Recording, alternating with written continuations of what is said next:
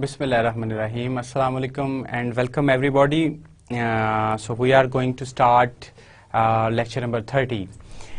So before that lecture we were talking about risk management, and we had talked in detail about time, cost, communication, controlling, and a framework. And the last part of this course is about the procurements. Remember, when we have started our this session, we had talked that two aspects of project management are quite of grave nature, if not attended properly, and those are risks and the procurements. So as far as complex projects are concerned, so for that we have actually developed this course outline, making good focus on the risk and procurement part. We have completed our risk management part, and now we will focus on procurement. So there will be 3 sessions on procurement most probably, and the first one is planning procurement, and then we will talk about the documents, contract types, how do we evaluate, how do we select, what is contract administration, and stuff like that. So many buzzwords are going to be around while we are attending these lectures. So, but before we start this new session, let's have the summary of the previous lecture. So the last lecture we were talking about, this slide is, I think, is not that relevant if I do not speak of the risk management from scratch to this point, okay?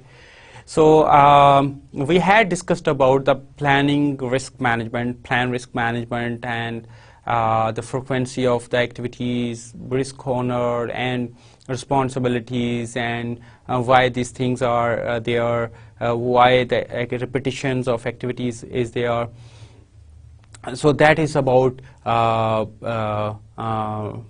plan risk management. And then we had talked in detail about identifying risk. Remember, scope risk, time risk, schedule, cost, money, resources risk. So there are few categories, and then risk breakdown structure.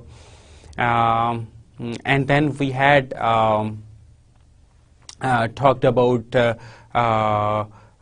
this analysis part, qualitative risk analysis, and then quantitative risk analysis. And we had 2 sessions on quantitative risk analysis, probability impact metrics in qualitative risk analysis, and how to rank risk, and after ranking the risk, what we do with that risk. So then we've moved to our planning responses for those analyzed risks, and there are a few strategies for positive risk and few other are for negative risks. And after going all risk responses, and then we had come to the point, and that is about monitoring and control risk. And in previous lecture we had talked about what is that process, why this process is needed, what is the focus of this process. So we keep an eye on already identified risk, we keep an eye on residual risks, and we keep identifying new risks, and then we keep evaluating the effectiveness of the total risk management process and the process of planning response. So we are actually taking care of and we do check the effectiveness of the responses as well. So this process is kind of a calibration stuff. Then we had talked about the objectives. Then we were having this risk trigger conditions, and then risk assessments. We had talked about risk reassessments, then success factors for monitoring and controlling risk, and then monitoring control process and documenting the results of monitoring and control risk. So these are few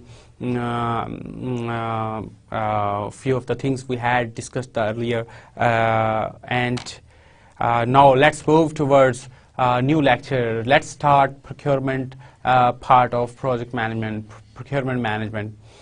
So this slide, I will take a few moments on that slide. And what do you mean by procurement? So these are few definitions, so pay very good attention. So the explanation is not written on the slides, what you have to do is you have to pay attention for the definition. What do you mean by procurement? So let's have an example, and that you are running a project, और उस project के ऊपर आपका एक काम जो था वो प्लानिंग पैकेज में था, और उस पे जो आपने रिसोर्सेज अज्यूम किए थे वो आपने अज्यूम किया था कि आपके टीम के अंदर वो सारे रिसोर्सेज हैं। लेकिन प्रोग्रेसिव एलैबोरेशन के बाद वो जो प्लानिंग पैकेज जब वो एलैबोरेट हुआ तो पता ये चला कि उसके लिए आपको जो रिसोर्सेज चाहिए हैं वो शायद आपके पास अवेलेबल नहीं। और अभी हम अज्यूम करते हैं कि अभी हम सिर्फ ह्यूमन रिसोर्स की बात कर रहे हैं। अब वो रिसोर्सेज आपके पास नहीं हैं, तो आप आपके पास जो वो वर्क पैकेज मैनेजर है वो आपको एक्वायर करना है, आप क्या करेंगे? अगर तो आप ये कहते हैं, और उसकी लेट्स से आपका ये प्रोजेक्ट है और ये एक वर्क पैकेज है, ये प्रोजेक्ट है, और ये आपका प्लानिंग पैकेज था, और अभी ये प्रोजेक्ट की ड्यूरेशन है 1 मंथ, और इस वर्क पैकेज की है 3 वीक्स, और इस वर्क पैकेज की है 1 वीक। लेट्स से हम अज्यूम कर लेते, चले 2 वीक्स कर लेते। अब ये जरूरी नहीं है कि जी remember as far as cost is concern you actually sum these to get that, और for the time you do not do that, for you do not add 3 plus 2 should not be 5, okay? So that is based, this thing is based on CPM, and that CPM is based on the sequencing, and that sequencing is based on the activities. Okay, so अब ये है आपका, अगर तो आप एक बंदा higher करते हैं तो आप क्या करेंगे? न्यूज़पेपर में ऐड देंगे, उससे पहले फिर आप ऐड बनाएंगे, ऐड बनेगी, न्यूज़पेपर में जाएगी, न्यूज़पेपर में आएगी, फिर आप रिस्पॉन्स टाइम देंगे लाइक 15 डेज का, और उसके बाद फिर आप उसको सिलेक्शन का आपका शुरू हो जाएगा, इंटरव्यू, टेस्ट, फिर एवेल्युएशन, और evaluation and selection, and then आप वो बंदा अपॉइंट करेंगे। इस सारी प्रैक्टिस के अंदर एवरेज आपका 1 से 2 महीने लग जाते हैं, और for complex organisation government sector में 6 मंथ्स तक वो लग जाता। अब आप ये वर्क पैकेज है ही 2 हफ्ते का, 6 महीने में अगर आप बंदा लेके आएंगे तो 1 महीने का टोटल प्रोजेक्ट है आपका। So what will you do then? The answer is you will outsource and you will hire the services of some आप ये सारा पैकेज उठा के एक ऐसे आदमी को दे देंगे जो ऑलरेडी आपका मार्केट में बैठा हुआ है और आप उसके साथ मिलकर के ये काम कर लेंगे। अब ये काम वो कर देगा आपको। दूसरी एग्जांपल इसी तरह की है कि आपको 6 मशीन्स थी आपके पास और आपने रोड बनानी थी और रोड के अंदर आपने आइडेंटिफाई किया है कि 8 मशीन्स चाहिए हैं, 6 हैं तो 2 मशीन्स आपको और चाहिए, राइट। सो ये 2 मशीन्स आप फिर बाहर से प्रोक्योर करें। So these are 2 good examples of procurement. So that was about services and that was about supplying. So procurement is अगर आपकी ऑर्गेनाइजेशन के अंदर वो रिसोर्सेज ना हों और आप उनको प्रोक्योर कर लें या उनको हायर कर लें या उनको एक्वायर कर लें, सो that is kind of procurement. and we will talk about the definition in detail as well. Then there is NIT. What do you mean by NIT? That is Notice Inviting Tenders. So आपने अखबार में देखा होगा कि एक इश्तिहार आता है जिसमें ठेके दिए होते हैं कि आपके वो लोग जो प्री क्वालिफाइड हैं वो इसमें अप्लाई करें, और उसमें डिस्क्रिप्शन दी होती है, ये काम है लाइक कंस्ट्रक्शन ऑफ रोड, इसकी ये अमाउंट है 10 मिलियन और इसका ये टाइम है 3 मंथ्स, और इसके साथ आपने जो अमाउंट डिपॉजिट करनी है अर्नेस्ट मनी उसे कहते हैं। सो ये सारी डिटेल, फिर उसके अंदर लिखा होता है कि last date for submission of the proposals, and then bid documents कहाँ से लिए जा सकते हैं ये लिखा होता है, और कौन वो प्रोक्योर कर रहा है, क्लाइंट जिसका नाम, और किसके थ्रू, किसके ऑफिस से आप ये बिड डॉक्यूमेंट्स ले सकते हैं, और क्या लास्ट डेट है इस बिड को सबमिट करने की, क्या टाइम है इस को सबमिट करने की। तो ये सारी चीज़ें जो हैं बेसिकली आपके वर्क्स से रिलेटेड जो हैं, वर्क्स जिस तरह के हर वो काम जिसमें कुछ चीज़ें बनानी है आपने, दैट इज़ कॉल्ड वर्क्स, और जिसमें आपने कुछ सर्विसेज लेनी है लोगों की और डिज़ाइनिंग करवानी है तो ये सर्विसेज में आ जाएगा, और अगर आपने मशीनें खरीदनी है तो ये सप्लाई में आ जाएगा। So there are 3 types of contracts usually जो कि इंजीनियरिंग के प्रोजेक्ट्स में जिन पे बात की जाती है, works, services and supply. So NIT, notice inviting tender, is this kind of information. उसके बाद है EOI, expression of interest. So that is not NIT, but client क्या करता है कि आपको बता देता है कि मैं ये चाहता हूँ कि मैं एक X चीज़ बनाना चाह रहा हूँ, और उसके लिए मैं ये चाह रहा हूँ मुझे उसकी Y स्पेसिफिकेशन हो और उसमें Z स्टैंडर्ड यूज़ किए जाएं, तो आप क्या मुझे X चीज़ अगर बना के देंगे तो फिर आप मुझे अभी से सबमिट करा दें कि आपका इसमें इंटरेस्ट है इस चीज़ में काम करने का, और अगर आपका काम करने का होगा आप अपना प्रपोजल दें, आप इसको कैसे करेंगे, हम उसको वैल्यूएट करेंगे और फिर देखेंगे कि आप X चीज़ बना सकते हैं, क्या आप Y स्पेसिफिकेशन को फॉलो करेंगे और क्या आप Z स्टैंडर्ड्स को मीट कर सकते हैं। तो ये सारी चीज़ें बेसिकली एक्सप्रेशन ऑफ इंटरेस्ट के अंदर आ जाती हैं। Then PQ notice. So expression of PQ notice is prequalification notice. हम ये काम करने जा रहे हैं, उसकी कॉस्ट है 100 मिलियन और वो एक रोड बनाना है, और उसके लिए हम चाह रहे हैं कि हम पहले से ही लोगों को क्वालिफाई कर लें, और आप सबमिट कर दें अपनी कुछ चीज़ें, जिस तरह के आपकी फाइनेंशियल हेल्थ आपकी ऑर्गेनाइजेशन की, उसके अलावा आपकी टेक्निकल कैपेसिटी, आपके पास मशीन्स हैं, आपके पास सर्टिफिकेट्स हैं, प्रीवियस काम जो आपने किए हैं, आपके पास एक्सपीरियंस है, आप टैक्स के डिपार्टमेंट्स के साथ रजिस्टर्ड हैं, रजिस्ट्रेशन विद अदर डिपार्टमेंट्स आपके पास है, ये सारी चीज़ें एक प्रोफाइल अच्छा सा बना के हमें भेज दें। सो that is called PQ notice, और उसकी भी एक डेट होती है कि किस डेट तक आप अप्लाई कर सकते हैं किसी काम के लिए। उसके बाद एक टर्म यूज़ की जाती है the employer, that is kind of equivalent to client, purchaser, buyer, काफ़ी सारे इसके लिए नाम रखे जाते हैं, लेकिन कॉन्ट्रैक्ट्स के अंदर जो द एम्प्लॉयर है वो यूजुअली यूज़ किया जाता है जब सिविल वर्क्स की बात आती है, तो ये टर्म यूज़ की जाती है क्लाइंट के लिए। So the employer is equivalent to the client purchaser, and then the supplier and the contractor. So जो सप्लायर है हमारा वो जो हमें चीज़ें सप्लाई करेगा, और जब आप बात कर रहे हैं सप्लाई के कॉन्ट्रैक्ट्स की, आगे हमने बात की कॉन्ट्रैक्ट्स 3 तरह के हमने किए हैं as for civil works are concern, supply के कॉन्ट्रैक्ट्स, वर्क्स के कॉन्ट्रैक्ट्स और सर्विसेज के।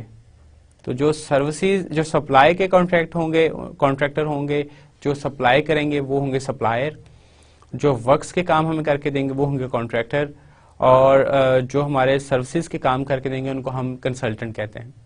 सो दीज आर फ्यू वर्ड्स। उसके बाद जी एक टर्म यूज की जाती है दी इंजीनियर। अच्छा, ये इस पे स्पेशली वो लोग जो इंजीनियरिंग बैकग्राउंड से नहीं हैं वो तो कंफ्यूज होते ही होते हैं। अच्छे खासे इंजीनियर्स जो कि ग्रेजुएट इंजीनियर्स हैं या पोस्ट ग्रेजुएट, उनको भी इसकी डेफिनेशन का नहीं पता होता। बेसिकली आपकी जो ऑर्गेनाइजेशन है, जो प्रोजेक्ट ऑर्गेनाइजेशन है, उसका एक सेटअप होता है। उसके अंदर ये होता है कि एक जी प्रोजेक्ट मैनेजर होता है क्लाइंट का प्रोजेक्ट मैनेजर, उसी के साथ ही एक कॉन्ट्रैक्टर का प्रोजेक्ट मैनेजर होता है और उसी के साथ एक कंसल्टेंट का प्रोजेक्ट मैनेजर होता है। कंसल्टेंट वो जो इसके काम को सुपरवाइज कर रहा है फॉर द क्लाइंट। अच्छा, अब ये जो तीन पार्टीज हैं इनके दरमियान, या ये जो दो पार्टीज जिनके दरमियान कॉन्ट्रैक्ट हुआ है, अब इनके ऊपर सुपरवाइज करने के लिए कॉन्ट्रैक्ट के अंदर एक प्रोविजन रखी जाती है दी इंजीनियर की। ये एक इंडिविजुअल होता है और वो बहुत ही एक्सपीरियंस होता है। उसकी रेम्यूनरेशन जो है वो एम्प्लॉयर देता है, उसकी जो तनख्वाह होती है वो एम्प्लॉयर देता है, लेकिन वो एम्प्लॉयर का सबऑर्डिनेट नहीं होता या उसका एम्प्लॉय नहीं होता। सो ये बात बड़ी इंपॉर्टेंट है कि जब दी इंजीनियर जो है वो एक मीडिएटर का रोल अदा कर रहा होता है, एक तरह से वो एक बड़े का रोल अदा कर रहा होता है कॉन्ट्रैक्ट के अंदर। उसकी तनख्वाह एम्प्लॉयर दे रहा है लेकिन वो एम्प्लॉयर का मुलाजम नहीं है, वो एम्प्लॉयर से ऊपर होता है। और उसके बाद कॉन्ट्रैक्ट, अगर कोई मसला आ जाता है, जब आप कॉन्ट्रैक्ट करते हैं तो बहुत सारी चीज़ों में बहुत सारे मसले आ सकते हैं। अगर कोई मसला आ जाता है तो वो जो मसला है वो आप इस तरह सॉर्ट आउट करेंगे कि जो कॉन्ट्रैक्टर को अगर कोई मसला है तो वो फिर दी इंजीनियर को रिक्वेस्ट करेगा। इसी तरह अगर एम्प्लॉयर को कोई मसला है तो वो भी दी इंजीनियर को रिक्वेस्ट करेगा। ये पहले आपस में लेटर लिखेंगे और अगर ये इनका कोई अगर तो एग्री कर जाते हैं वेरी गुड, और दी इंजीनियर को इन्फॉर्म कर देंगे। अगर ये एग्री नहीं करते दोनों किसी बात पे, एम्प्लॉयर कहता है मैं इस बात को नहीं मानता कॉन्ट्रैक्टर कहता है मैं एम्प्लॉयर की इस बात को नहीं मानता, तो कौन डिसाइड करता है? फिर दी इंजीनियर। और फिर वो दी इंजीनियर कॉन्ट्रैक्ट की उन क्लॉज का हवाला देता है जो कॉन्ट्रैक्ट के अंदर होती हैं, टर्म्स एंड कंडीशंस होती हैं, उनका हवाला देके कहता है कि इस टर्म और इस कंडीशन के ऊपर आपकी ये रिस्पॉन्सिबिलिटी बनती है। So the role of the engineer is kind of on upper side, जबकि एम्प्लॉयर और कॉन्ट्रैक्टर और सप्लायर नीचे होता। Amicable settlement. अब कोई मसला आ गया तो मसला आने के बाद जो वो दोनों आपस में बैठ के कॉन्ट्रैक्टर और एम्प्लॉयर, और उन्होंने आपस में बैठ के कोई मसले को हल कर लिया, that is called amicable settlement. जबकि डिस्प्यूट दूसरा है डिस्प्यूट रेजोल्यूशन। डिस्प्यूट आ जाता है, कॉन्फ्लिक्ट होता है, हर प्रोजेक्ट के अंदर कॉन्फ्लिक्ट होता है। सो उस कॉन्फ्लिक्ट को रिजॉल्व करना is called dispute resolution, and amicable settlement is के आपस में मिल के बैठ के उसको करना। अगर वो मिल के बैठ के ना कर सके, एमिकेबल सेटलमेंट ना हो सके, तो वो फिर दी इंजीनियर के पास जाते हैं, और जो दी इंजीनियर का डिसीजन होता है वो बाइंडिंग होता है दोनों पार्टीज के ऊपर। इंजीनियर्स डिसीजन उसको कहते हैं, उसके लिए बकायदा एक टर्म यूज की जाती है, इंजीनियर्स डिसीजन। सो इंजीनियर फिर डिसाइड करता है कि आप ये काम कैसे होगा, और इस तरह वो डिस्प्यूट रिजॉल्व हो जाता है। लेकिन अगर एमिकेबल सेटलमेंट से रिजॉल्व नहीं हुआ, इंजीनियर का डिसीजन आ गया और एक पार्टी ने उससे डिसएग्री कर लिया, और इस तरह होता है, ये जरूरी नहीं है कि वो हतमी फैसला, तो इंजीनियर को हतमी फैसला दे देगा, लेकिन अगर उसका वो फैसला कोई एक पार्टी नहीं मानती कॉन्ट्रैक्ट की, तो फिर क्या किया जाएगा कि वो फैसला इंजीनियर से लेकर के भेज दिया जाएगा हायर फोरम पे। वहां होता है, उसको कहते हैं dispute resolution board, DRP, dispute resolution board. But sorry, इससे पहले हम करते हैं आर्बिट्रेशन। और आर्बिट्रेशन का कंसेप्ट क्या होता है कि दोनों पार्टीज, जो दी इंजीनियर एक पार्टी तो मान रही होगी, दूसरी पार्टी नहीं मानती, तो वो दोनों जो नहीं मान रही होती वो फिर आर्बिट्रेशन का नोटिस सर्व करते हैं कि जी हम आर्बिट्रेशन में जाएंगे। आर्बिट्रेशन के अंदर ये होता है कि एक आर्बिट्रेटर एम्प्लॉयर की तरफ से और एक आर्बिट्रेटर जो कॉन्ट्रैक्टर या सप्लायर की तरफ से वो नॉमिनेट करते हैं। अब ये जो दो साहब होते हैं ये बहुत ही एक्सपीरियंस्ड लोग होते हैं, कॉन्ट्रैक्ट का इनको पता होता है और ये यूजुअली और majority of cases they reach to one conclusion. अच्छा, जो आर्बिट्रेटर एम्प्लॉयर ने लगाया उसकी तनख्वाह एम्प्लॉयर देगा और जो आर्बिट्रेटर, ये एक तरह से वकील होते हैं, तो जो आर्बिट्रेटर कॉन्ट्रैक्टर ने लगाया उसकी तनख्वाह कॉन्ट्रैक्टर देगा। लेकिन again this are not the employees. तनख्वाह मिलने का मकसद ये नहीं होता या पैसे रेम्यूनरेशन मिलने का मतलब ये नहीं होता कि वो उसके एम्प्लॉयज हैं। वो दोनों फ्रीकों की बात सुनी जाती है वहां और फिर आर्बिट्रेटर मिल के मुतफिका तौर पे मेजॉरिटी ऑफ केसेस वो एक ही फैसला देते हैं। अच्छा, अगर फिर अगेन किसी पार्टी को अपने ही आर्बिट्रेटर के फैसले से इख्तलाफ हो गया या वो समझता कि नहीं, तो फिर वो डिस्प्यूट रेजोल्यूशन बोर्ड में चले जाते हैं और अगर डिस्प्यूट रेजोल्यूशन बोर्ड के अंदर भी वो फैसला ना हो सके तो फिर कोर्ट ऑफ लॉ के अंदर वो बात चली जाती है। इन दिस फैशन जो डिस्प्यूट है वो कॉन्ट्रैक्ट के अंदर रिजॉल्व होते हैं। उसके बाद ही एक टर्म यूज की जाती है कॉन्ट्रैक्ट्स के अंदर, variation order, VO। So variation order is कि आपका पहले काम था 100 रुपए का, अब आपने काम शुरू किया है 110 का। पहले 100 रुपए का अप्रूव था, अब आप देख रहे हैं कि 110 आएगा, तो जो 10 रुपए बढ़ेंगे वो कहां से आएंगे? उसके लिए फिर आप उसी अथॉरिटी के पास चले जाएंगे जिसने आपको 100 रुपया दिया था, अब आप उसे 10 रुपीज का अप्रूवल ले लेंगे। That will be called as variation order. उसके बाद ये एक टर्म यूज की जाती है EOT, extension of time. So EOT जब एक काम था आपका वो 6 महीने में खत्म होना था, अब वो 6 महीने में खत्म नहीं हुआ, वो 7 में खत्म हुआ, तो आपको 1 महीना जो आपने एक्स्ट्रा लगाया है उसकी आपको अप्रूवल लेनी चाहिए कंसर्न फोरम से, and that is extension of time. अगर आप विद इन एक ऑर्गेनाइजेशन के अंदर है तो फिर तो एक्सटेंशन ऑफ टाइम आपको कोई इशू नहीं होता, वो तो आपके इंटरनल मैकेनिज्म है और वो हम थ्रू आउट इस कोर्स में इंटरनल मैकेनिज्म की काफ़ी सारी हमने बात कर ली है। अब हम बात करेंगे extension of time as for as outside the organisation is concern. Employer से आपने एक्सटेंशन ऑफ टाइम लेना है तो उसके लिए आपको प्रॉपर जस्टिफिकेशन बनानी पड़ेगी, क्यों लेट हुआ, किसके एंड पे डिफॉल्ट था, किसकी वजह से लेट हुआ, वो सारा करके फिर आप एक्सटेंशन ऑफ टाइम लेते। उसके बाद CPM and work schedule. CPM is very clear to you, critical path method, or work schedule is, you know, it may be in form of Gantt chart or stuff like that. So then contract administration and management, जो भी आपने contract कर लिया दो parties के दरमियान, क्या दोनों पार्टीज उस कॉन्ट्रैक्ट की क्लॉजेस के मुताबिक बिहेव कर रही हैं, क्या उनका आपस में जो रिलेशनशिप है वो फेयर है और क्या वो according to the stipulated conditions of the contract के मुताबिक है, और कौन सी पार्टी जो है वो अकॉर्डिंग टू द कॉन्ट्रैक्ट नहीं चल रही है, कितना डिफरेंस चल रही है, किसने पैसे देने वो पैसे नहीं दिए, किसने काम सबमिट करवाना था वो लेट सबमिट करवा रहे, ये सारी की सारी बातों का जवाब जो है वो कॉन्ट्रैक्ट के अंदर होता है।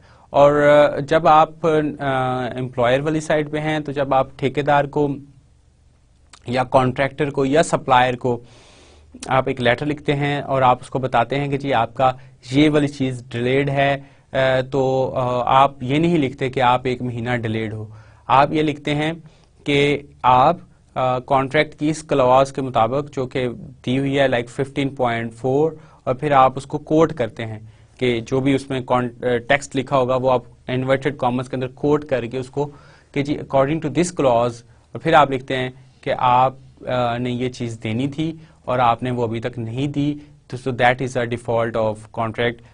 सो ये जो आप एक्शन कर रहे हैं बेसिकली आप क्या कर रहे हैं, कॉन्ट्रैक्ट एडमिनिस्टर कर रहे हैं। उसके बाद national and international funding agencies, World Bank है, एशियन डेवलपमेंट बैंक है, IMF है, इस्लामिक बैंक है, अफ्रीकन डेवलपमेंट बैंक है, there are so different donor agencies. So जब आप प्रोक्योरमेंट करते हैं और स्पेशली कम्प्लेक्स प्रोजेक्ट की आप बात करें तो उनके अंदर ज़्यादातर जो फंडिंग है वो यूजुअली वो डोनर एजेंसीज की ही होती है। सो उनका कॉन्टेक्स्ट समझना बहुत ज़रूरी होता है आपकी प्रॉपर प्रोजेक्ट मैनेजमेंट के लिए. So these are few terms and these are few concepts which are going to use in contracts. Okay. So let's start with the framework, procurement management framework. Okay. So project procurement management (PPM) includes the processes necessary to purchase or acquire products, services, or results needed from outside the project teams. Procurement management also includes the contract management and change control processes required to develop and administer contracts or purchase orders issued by authorized personnel of the client. And then processes of procurement management. So there are 4 processes. First process is plan procurement.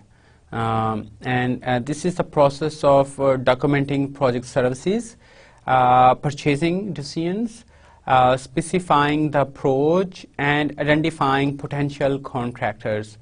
So you want to have documenting project services, purchasing decisions, and then specifying the approach and identifying potential contractors.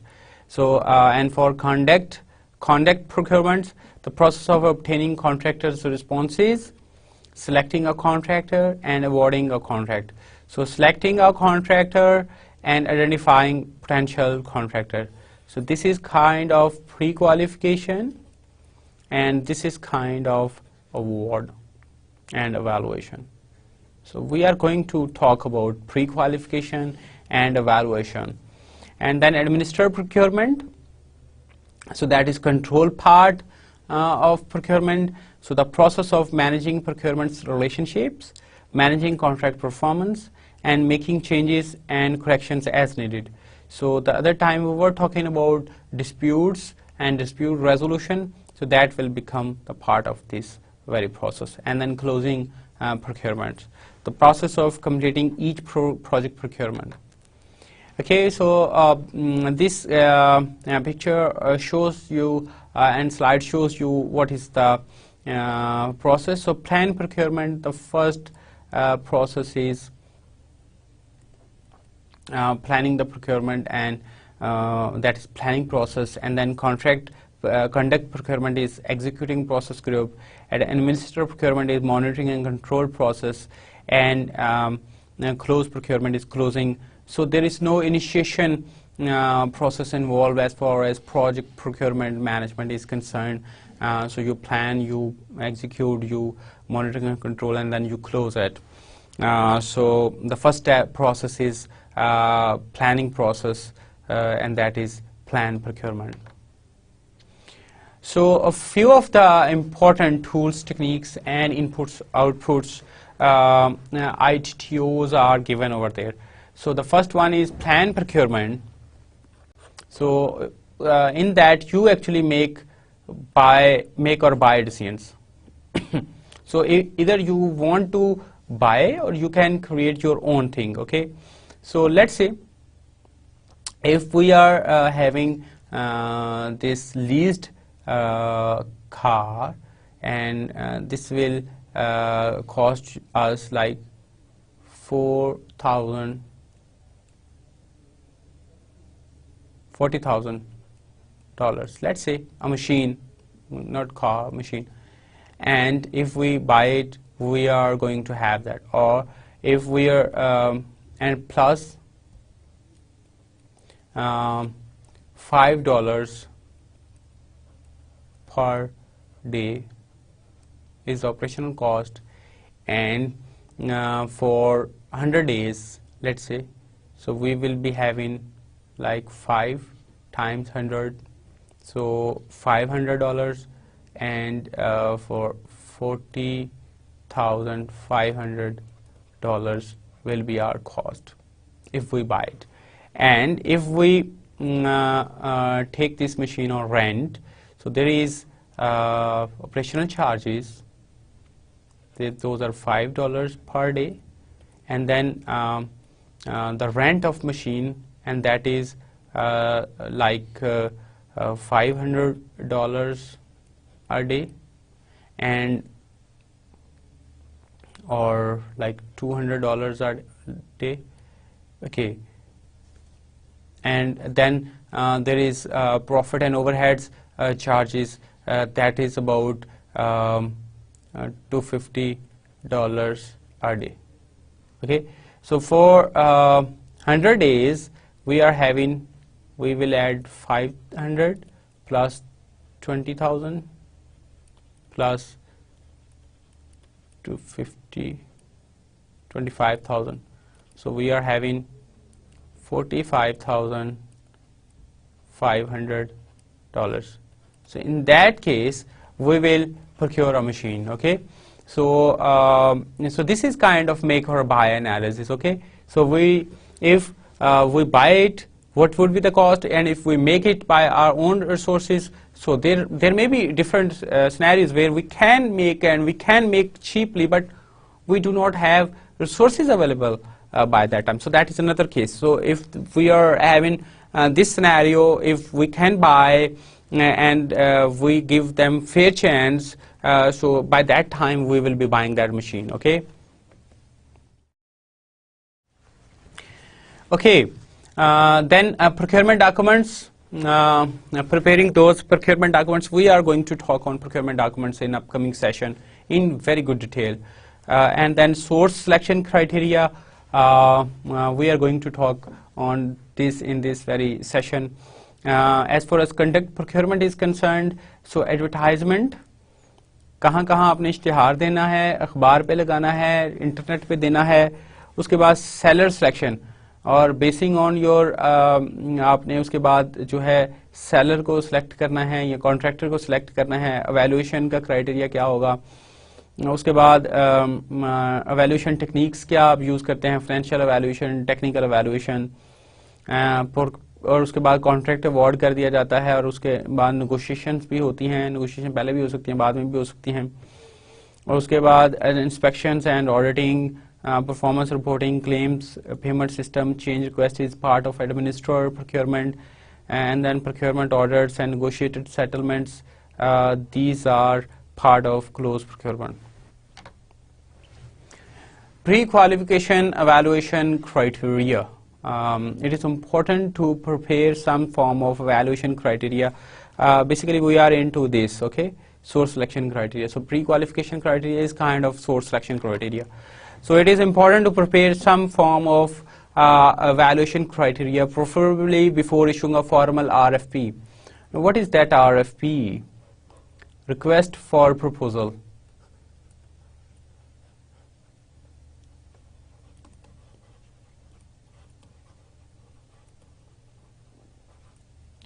So request for proposal, similar to works. We have bidding documents, and for consultants we are having request for proposal. So different people use different terminologies, RFQs, request for quotation, request for proposal, or tenders or bidding documents, but those are having same thing. Okay, so we should be aware of proposals that look good on paper. Be sure to evaluate factors such as past performance and management approach. कुछ लोगों की बड़ी अच्छी रंगीन किताबें होती हैं, बड़ी अच्छे इंडेक्स्ड होती हैं, लेकिन एक्चुअली उनकी कैपेसिटी सिर्फ रिपोर्ट बनाने तक की ही होती है, आगे काम करने की नहीं होती, तो इन लोगों को चेक करना लाजमी है. So for that we do carry out this exercise. So can require a technical presentation as part of the proposal. Other selection criteria के अंदर screening, specific requirements. Project manager must possess 15 years of civil engineering experience, independent estimates. So this is kind of eligibility criteria. We are going to talk about eligibility. What is the difference between eligibility and conformance to other parameters? Okay. Few of the criterions on which we actually carry out evaluation for pre-qualification is given over there. So हम जो भी source select करते हैं, एक तो understanding of the need. हम उसे कहते हैं कि हमें ये चीज़ X चाहिए और Y हमारी स्पेसिफिकेशंस हैं और Z हमारा प्रोडक्ट है. आप बताइए आप कैसे करेंगे.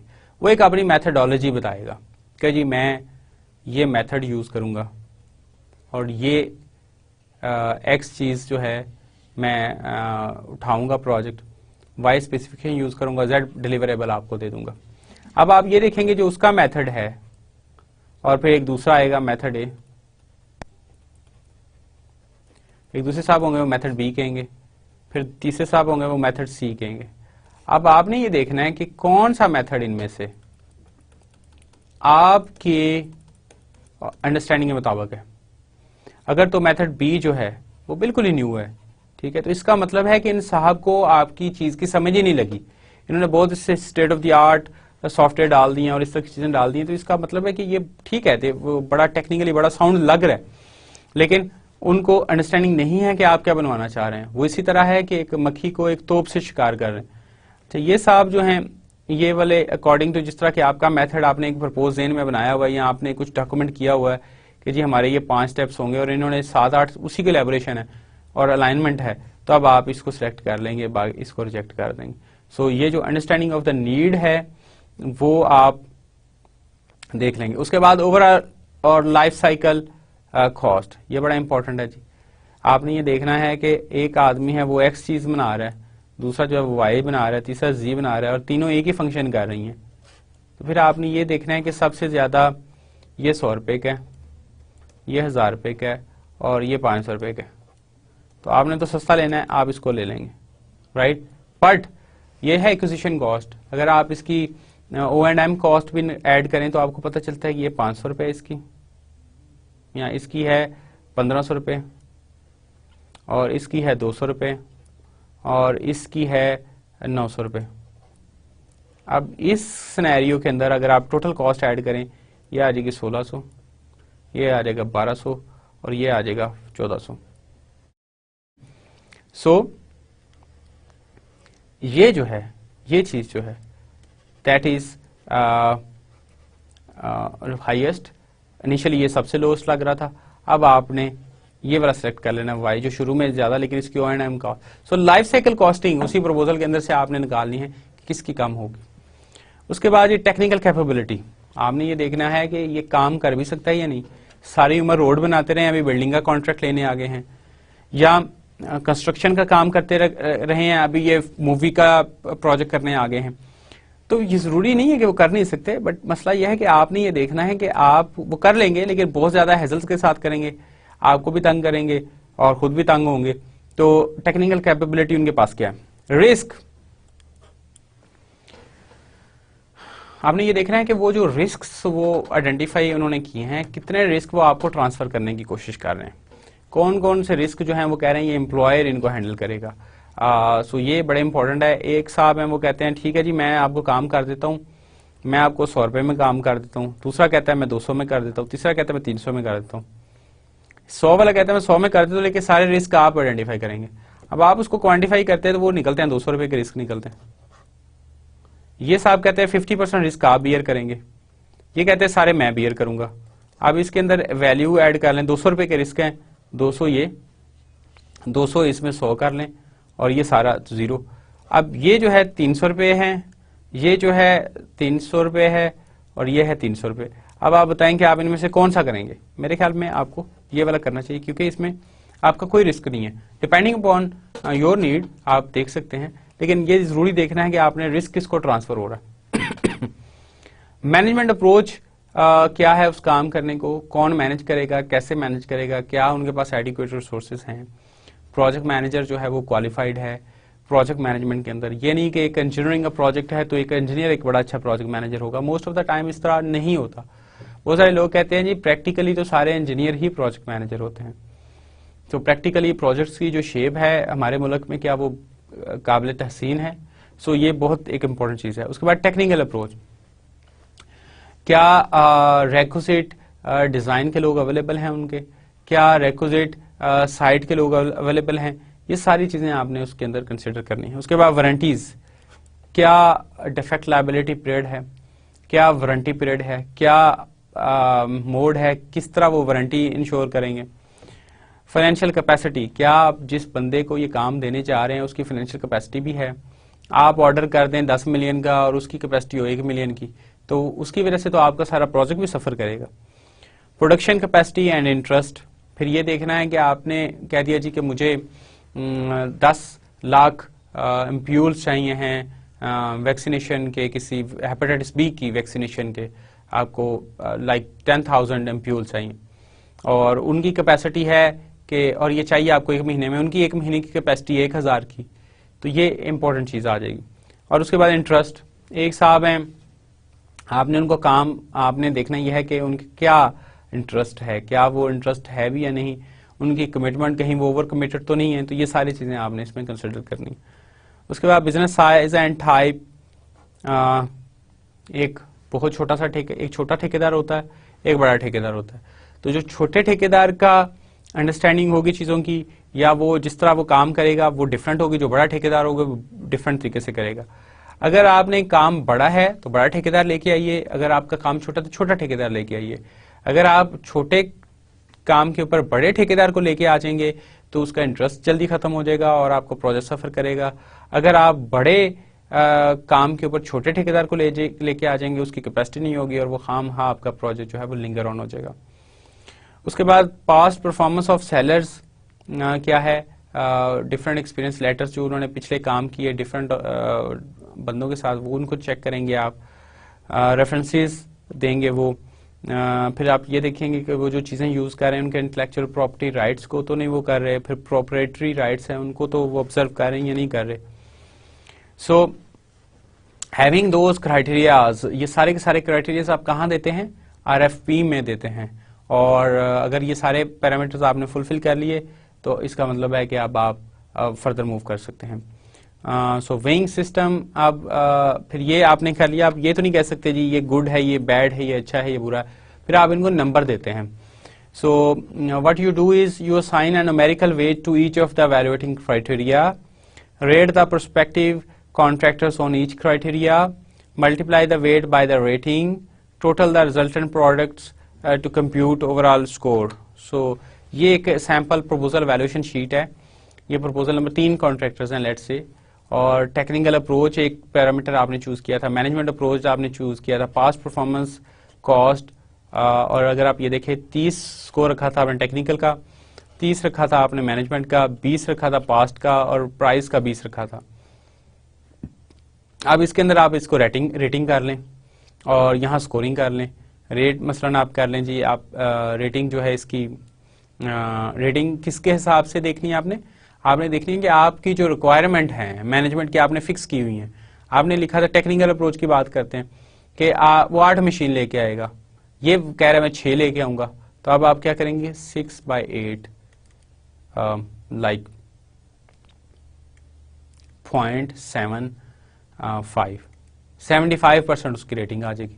स्कोर क्या आ जाएगा 0.75 इंटू 30, तो आप इसको देख लें कि ये 7.5 तकरीबन स्कोर आ जाएगा इसका।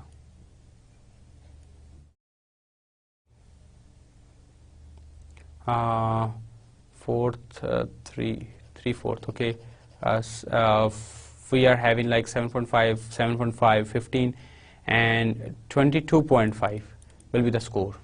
We multiply 0.75 with this 30, okay. So in this fashion we complete, then we are having this score and this score. Which one is higher is selected. So one example is one field example. So they were having this criteria: project manager's educational background and experience. Possible points were 10. Project manager is a PMP, 5. Presentation on management approach, 5. Organization's project management methodology, 10. So let's add. So we were having 30 marks. So supplier 1 is getting 24. Supplier 3 is getting 28. So hence this supplier is selected as far as this pre-qualification is concerned. So but for pre-qualification usually हम सिर्फ एक contractor select नहीं करते हैं, हम pool of contractor select करते हैं, उसमें हम पासिंग मार्क्स भी रख लेते हैं, लाइक 50% जिनके नंबर आ गए उसको हम सिलेक्ट करेंगे प्री क्वालिफिकेशन के लिए, अदरवाइज सेलेक्ट नहीं करेंगे। सो फॉर दैट ये सिलेक्ट हो जाएगा, ये सिलेक्ट हो जाएगा, ये फेल हो जाएगा।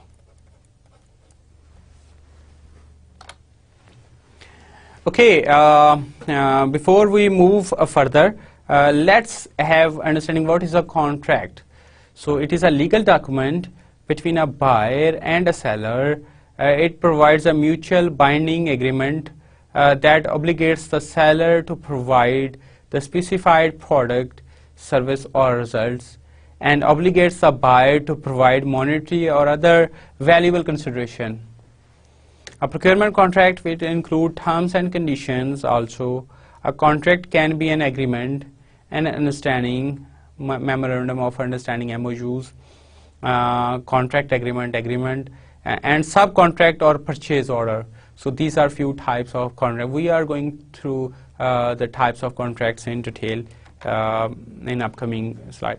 Okay, a very important part, and that is types of bidding in general. So the main types of bidding in general are as follow: single stage 1 envelope, single stage 2 envelope, and 2 stage 2 envelope. So what we mean by single stage 1 envelope, at this stage in this bidding type, the bidders submit their bids in one envelope consisting of technical and financial proposals. So there are two proposals for procurement bidding type. One is technical proposal and another is financial proposal. So what they do is they take both the proposals, put into one envelope and submit it. In this case, the bids are opened in public and are evaluated accordingly as per procedures. The contract is awarded to the lowest evaluated and substantially responsive bidder. This is usually the basis for the procurement of works. Now, lowest evaluated, what do you mean by lowest evaluated? That is a very tricky word, you know. मिसाल इस तरह समझें कि एक साहब ने कहा मैं ये काम आपको 100 रुपए में कर दूंगा, दूसरे साहब ने कहा मैं आपको 10,000 में कर दूंगा। आपका एस्टिमेट था 5,000 रुपए। अब इनके अंदर से आप किसको काम देंगे? इन वाले साहब को, कि पेपरा ये कहता है, PEPRA is authority for procurement of works as far as government procurements are concern, but काफी सारे लोग जो प्राइवेट में वो भी इसको फॉलो करते हैं। तो अब आपने before you go and decide कि आपने 100 वाले को देना है या 1000 वाले को देना है, पहले तो ये देखें ये 100 वाला कहता क्या है, ये टेक्निकल प्रपोजल क्या है इसका। आप टेक्निकल एवेल्युएट करें और टेक्निकल में आपने देखा कि वो 100 में से सिर्फ 5 नंबर ले रहा है और ये टेक्निकल में 100 में से 95 नंबर ले रहा है। अब ये जो 5 ले रहा है 70% आपका क्राइटेरिया था पासिंग का, तो ये तो सिर्फ 5% है। So you will reject this, क्योंकि ये टेक्निकली पास नहीं हुआ, टेक्निकली ये फेल हो गया पहले वाला 100 piece. So that is not lowest evaluated, that is lowest submitted. So there is a difference between lowest submitted cost and bid and lowest evaluated bid. एक तीसरा कॉन्ट्रैक्टर था, उसने जमा करवाया जी मैं यही काम आपको कर दूंगा 12,000 में, और उसको वो 100% आपकी प्रपोजल आपकी टेक्निकल क्राइटेरिया को फुलफिल कर रहा है। अब आप ये देखेंगे ये 95% है और 10,000 में कर रहा है, ये 12,000 है और ये 100% कर रहा है। अब आप इसकी परसेंटेज रखेंगे कि किस परसेंट में, 70% मिसाल आपने रखा था टेक्निकल का, तो आप क्या करेंगे कि 95 का आप 70% ले लेंगे और इसका आप 30%। बट ये जो एवेल्युएशन है ये हम रेलिवेंट सेक्शन में करेंगे, ठीक है। अभी हम इसको इधर ही छोड़ते हैं इस एग्जाम्पल को, जस्ट आपको बताने का मकसद था कि लोएस्ट एवेल्युएटेड और लोएस्ट सबमिटेड में फर्क होता। और सब्सटेंशियली रिस्पॉन्सिव बिडर वो होता है जो कि बिडिंग डॉक्यूमेंट्स की रिक्वायरमेंट्स को पूरा कर रहा हो, जो वहां मौजूद हो, जिसने जो प्राइमरी कुछ कंडीशंस हैं वो फुलफिल कर रहा हो। प्रेजेंस ऑफ जब वो ओपनिंग हो रही होती है तो रैप की प्रेजेंस जरूरी होती है उसकी बिड खोलने के लिए, तो ये सारे जो चीजें हैं ना ये होनी चाहिए। Then single stage 2 envelope, the bidders submit their bids in 2 separate envelopes containing the technical and financial proposals. The procuring agency open the technical proposal first. After its evaluation, ये 95%, 100%, 5%, and approval. The financial proposal of the qualified technical one alone is opened publicly. इसमें तो आपने तीनों proposal खोल ली थी ना, अब उसमें क्या होता है कि फाइनेंशियल नहीं खुलती, आप स्कोरिंग करते हैं टेक्निकल के ऊपर। ये साहब टेक्निकल में फेल हो गए, इनकी बजाय हम देखें कि 100 में भरी है, 1000 भरी है, 1 लाख भरी है, हम इनको वो फाइनेंशियल वापस कर देंगे और वो हम उसको नहीं खोलेंगे। हाँ, ये 2 कामयाब हो गए, टेक्निकली पास हो गया। अब इनके फाइनेंशियल प्रपोजल खोल के फिर हम कंबाइंड उसका इफेक्ट देखेंगे और फिर जो कॉन्ट्रैक्ट है वो अवार्ड कर दिया जाए lowest evaluated on the basis of combined evaluation of technical and financial proposal. This is usually adopted for the selection of the consultants. 2-stage to envelope. At this stage, both technical and financial bids are submitted separately, as in the case of single stage to envelope type bid. The difference arises in the evaluation process, which consists of 2 stages. At the first stage, the technical proposal is being evaluated and bidders are asked to adjust technical bids. At the later stage, the bidders are asked to submit supplementary bids containing changes in price based on modified technical bids. After that, the original and supplementary price bids are opened in public. This is adopted for complex projects and where technically unequal proposals are likely to be encountered, or executing agency is aware of its options available for equally acceptable solutions in the market. So let's have some elaboration of the concepts we have discussed earlier. So over there, single stage, 1 envelope, and that is default. So technical proposal जो वो ठेकेदार है या supplier है जो consultant वो बना रहा है, फाइनेंशियल प्रपोजल बनाता है और दोनों को एक ही एनवेलप के अंदर बंद कर देता है उस डेट से पहले जो फिक्स की जाती है। डेट आपको बिडिंग डॉक्यूमेंट्स के अंदर दी होती है कि आपने किस डेट तक ये बिड सबमिट करनी है और टाइम भी दिया होता है, और अगर आप उस टाइम से 10 मिनट भी लेट हो गए तो आपकी बिड जो है वो नॉन रिस्पॉन्सिव करार दे दी जाती है, उसको नहीं ओपन किया जाता। अगर आपकी बिड रिस्पॉन्सिव है, बाय दिस टाइम आप वहां मौजूद हैं, तो ये पहुंच जाएगी वहां, सील्ड है ये, और उसके बाद इसको ओपन कर दिया जाएगा। ओपन करके इसमें से दोनों टेक्निकल प्रपोजल और फाइनेंशियल प्रपोजल निकाल ली जाएंगी, इनको एवेलुएट कर लिया जाएगा, जो लोएस्ट एवेलुएटेड होगा उसको काम मिल जाएगा। अब इस मेथड के कुछ प्रोज हैं, कुछ कॉन्स हैं। प्रोज में क्या आ जाएगा, एक तो ये मेथड बहुत स्पीडी है, आप फौरन मंगवाएं, एक ही सिटिंग करें, सिटिंग में सबके सामने ओपन करें, उसी वक्त अनाउंस कर दें जी कौन लोएस्ट एवेलुएटेड है, और इस तरह बाकी जो दूसरे लोग हैं वो फुली इन्फॉर्म हो जाएंगे कि हमें पता चल गया कि हम इसमें सिलेक्टेड नहीं हुए। इसमें ट्रांसपेरेंट है, सबके सामने हो रहा है, तो कोई इसमें हैंकी पैंकी की गुंजाइश नहीं होती, और अगर किसी पार्टी को उस पर एतराज हो तो वो फौरन फिंगर रेज कर सकता है। उसके बाद technical non conformities weighed against potential cost savings before bid rejection, so that is advantage. और इसका डिसएडवांटेज क्या है, risk that bid evaluation will be less objective and ignore significant technical deviants. अब इसमें क्या होता है कि आप ज्यादा फोकस आपका कॉस्ट की तरफ चला जाता है।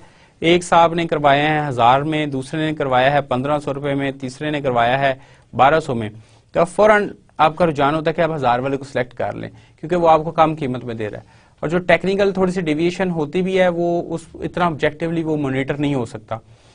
ये इसके कुछ कॉन्स हैं। और उसके बाद एक और रिस्क ये होता है कि lowest builder will initiate complaints litigation if declared non responsive. अब इसके अंदर मिसाल है कि 1000 रुपीज वाला एक आदमी था और आपने देखा उसकी टेक्निकल और बेसिक एक जो टेक्निकल रिक्वायरमेंट थी आपकी कि जी कंप्यूटर जो है वो मिसाल है कि इंटेल का P4 होना चाहिए था कम से कम, तो इसने जो जमा करवाया वो इंटेल P4 तो जमा करवाया लेकिन सेलेरॉन करवा दिया। अब सेलेरॉन कंप्यूटर जो है वो आपको नहीं चाहिए, तो अब आपने इसको उसकी बेस पे आपने कहा ये तो बड़ी मेजर डिवीजन है, आप उसको नॉन रिस्पॉन्सिव कर दिया और आपने अनाउंस कर दिया जी अब 1200 रुपए वाला काम करेगा। इस सूरत में ये आदमी या ये साहब या ये पार्टी जो है ये लिटिगेशन करेगी या एजिटेट करेगी कि जी हमें, और कंप्लेंट करेगी कि हम लोएस्ट थे और इसके बावजूद भी हमें जो है वो कर दिया गया। ये तो बड़ी सीधी सीधी एग्जांपल है। कई दफ़ा क्या होता है कि रिक्वायरमेंट है आपकी कोर i3 की, और वो P4 दे के कहते हैं हम लोएस्ट आ गए, हमें सेलेक्ट किया जाए। तो ये सारी चीज़ें जो हैं इसमें आ जाती हैं। उसके बाद बिडिंग प्रोसीजर्स का जो दूसरा मेथड है that is single stage two envelope. इसके अंदर क्या होता है कि आपकी टेक्निकल प्रपोजल बनाते हैं, आप फाइनेंशियल प्रपोजल बनाते हैं in response to the advertisement. और कैसे बनाते हैं ये सारा का सारा कहाँ लिखा होता है, किस तरह आपने बनानी है। ये आपका जो बिडिंग डॉक्यूमेंट्स हैं या आपकी RFP है उसके अंदर लिखा होता है। और वो कहाँ से मिलती है, वो आपको एम्प्लॉयर से मिलती है। एम्प्लॉयर से आप बिडिंग डॉक्यूमेंट्स लेते हैं, वो लेकर के उसकी बेस पे आप टेक्निकल प्रपोजल बनाते हैं, फाइनेंशियल प्रपोजल बनाते हैं, इनको लैदा एनवेलप में बंद करते हैं, और जो भी ड्यू डेट है या जो भी ड्यू टाइम है उससे पहले पहले आप सबमिट करा देते हैं। उसके बाद जब वो क्लाइंट के पास चला जाता है तो वो टेक्निकल प्रपोजल को खोल देता है सबके सामने और फाइनेंशियल प्रपोजल को बंद करके सील कर देता है। उसके बाद टेक्निकल प्रपोजल की वैल्यूएशन करता है, और जब ये अप्रूव हो जाता है टेक्निकल प्रपोजल 3, 4, 6, 7 जितने भी लोग आए थे, उसके बाद फाइनेंशियल प्रपोजल खोली जाती है और फिर इन दोनों की कंबाइन वैल्यूएशन कर ली जाती है और उसके बाद इसकी अप्रूवल हो जाती है। इसके भी कुछ प्रोज हैं, इसके भी कुछ कॉन्स हैं। प्रोज के अंदर price does not influence technical valuation, reduced risk of complaints litigation from bidders, और इसके कॉन्स में है high risk that financial proposal may be manipulated। मसलन कैसे, आपको चाहिए हैं टोटल 70% होते हैं यूजुअली टेक्निकल के नंबर प्रपोजल के और 30% होते हैं आपके फाइनेंशियल के। आप 70% एंड 30%, एक साहब हैं उनको पता है कि मैं यहाँ टेक्निकल जितनी अच्छी भरूंगा तो मेरे नंबर मैक्सिमम आएंगे, तो वो दबा के अपने सारे रिसोर्सेज यहाँ शो कर देते हैं और 70 में से 68 नंबर लेके कामयाब हो जाते हैं। और अब वो क्या करते हैं कि प्राइस जो है, दूसरे साहब हैं वो 58 पे हैं, अब उनको पता है कि ये 10 नंबर्स का मेरा फर्क है, इसमें मैक्सिमम ये 30 नंबर हैं, 10 नंबर मैं ऑलरेडी फर्क यहाँ से अचीव कर लूंगा अपने इसमें से, क्योंकि उसकी कैपेसिटी नहीं है कि वो 68 पे आए। तो मैं अब अपनी प्राइस को जो मैंने पहले 100 रुपये भरनी थी, अब उसको मैं 133 रुपीज़ भर दूंगा और ये जो भरेगा ये 100 अज्यूम भरेगा, ठीक है। तो मेरा फ़र्क जो होगा इसका तकरीबन 30% का होगा, जो कि मैं यहाँ से फाइनेंशियल बिड से या टेक्निकल प्रपोजल से कवर कर जाऊँगा। सो ये जो चीज़ है बेसिकली ये इसका डिसएडवांटेज है कि इसमें फाइनेंशियल जो प्रपोजल है वो मैनिपुलेट हो जाती है। More time consuming because 2 sets of approvals are required. तो पहले आप टेक्निकल प्रपोजल खोलते हैं, उसको एवेलुएट करते हैं, फिर आप अप्रूवल लेते हैं, उसके बाद आप फाइनेंशियल प्रपोजल खोलते हैं, फिर आप उसकी अप्रूवल लेते हैं। तो ये जरा थोड़ा सा टाइम कंज्यूमिंग ज्यादा होता। And then there is 2 stage bidding method. इसके अंदर ये टेक्निकल प्रपोजल को आप लिफाफे में डालते हैं, तैयार करते हैं, बंद करके एक ड्यू डेट है उस पर भेज देते हैं। अगर वो अप्रूव हो जाए तो फिर आप रिवाइज्ड, आपको कहा जाता है कि इसको रिवाइज कर लें, आप रिवाइज्ड टेक्निकल प्रपोजल बनाते हैं और साथ में अपनी फाइनेंशियल प्रपोजल अकॉर्डिंगली बना के अब आपको बता दिया गया कि आपने ये काम करना है और वो दोनों चीज़ें आ जाती हैं और फिर उनको खोल लिया जाता है और उसको अप्रूव कर दिया जाता है। So this is 2 stage method. इसके pros and cons are given there.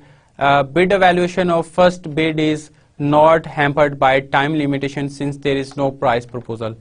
And cons इसके ये हैं कि if only one bidder remains after first stage evaluation, the bidding process has to be terminated because price proposal will not be submitted under competitive pressure. उसके बाद ये एक दूसरा method है 2 stage to envelope। Technical proposal submit हो जाती है, financial proposal लैदा से सबमिट होती है, टेक्निकल प्रपोजल खुल जाती है, फाइनेंशियल उसी तरह पड़ी रहती है, अप्रूव हो जाती है, रिवाइज टेक्निकल प्रपोजल और सप्लीमेंट्री फाइनेंशियल प्रपोजल भेज दी जाती है और फाइनेंशियल जो पहले सबमिट थी वो ऑलरेडी उधर ही है। अब फाइनेंशियल प्रपोजल खुलती है और रिवाइज टेक्निकल प्रपोजल और सप्लीमेंट्री फाइनेंशियल प्रपोजल खुल के कंबाइंड एवेल्युएशन हो जाती है और इसकी अप्रूवल हो जाती है। इसके प्रोज में यह है कि if after first stage bid evaluation only one bidder remains, so bidding process can continue because a competitive price bid was submitted upfront. If first stage bid evaluation takes too long, bid validity may expire and bidders may not agree to extension. So this is the disadvantage of this thing. Okay, so so this is about bidding types, and now the procurement in general, and then we will go through the process, and in the last we will have contract types and stuff like that.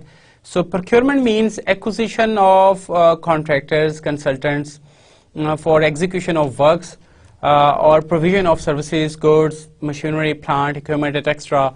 as required through the legal instrument of entering into contract. The process of procurement in general include following tasks. So pre-qualification of contractor consultant, invitation of bids, request for proposal, RFPs, and preparation, review of bidding documents, opening evaluation of bids, proposals, award of work, and execution of contract agreement. There are mandatory procedures to be followed for all government and donor-funded procurements. The purpose of these procedures is to ensure that all procurements are conducted in fair and transparent manner. It also brings with it value for money to the executing agency, along with efficient and cost-effective procurement process proceeds. And this is it. And let's have the summary of this lecture. We had talked about procurement management definition, tools and techniques, few of them, and different terms used and explanation of those terms. Then we had talked about bidding types, and then the procurement in general slide. So this is what we had discussed today. I hope we have learned a new concept as far as procurement management is concerned. And the other day we will meet, we'll be talking about procurement documents, procurement process, and contract types, and then how to evaluate a bid, right? So for that moment, I say thank you, goodbye, and Allah Hafiz.